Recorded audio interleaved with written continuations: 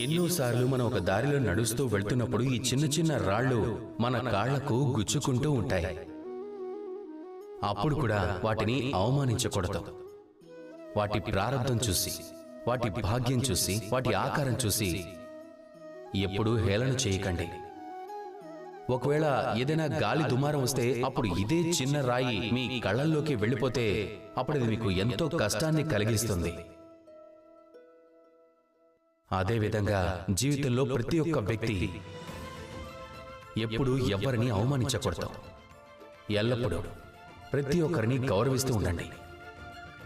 ఒకవేళ మీరు ఎవరినైనా అవమానించారంటే, ఎవరినైనా తక్కువ చేసి చూశారు అంటే సమయం వచ్చినప్పుడు బహుశా అదే వ్యక్తి మీ శత్రువు అయిపోవచ్చు.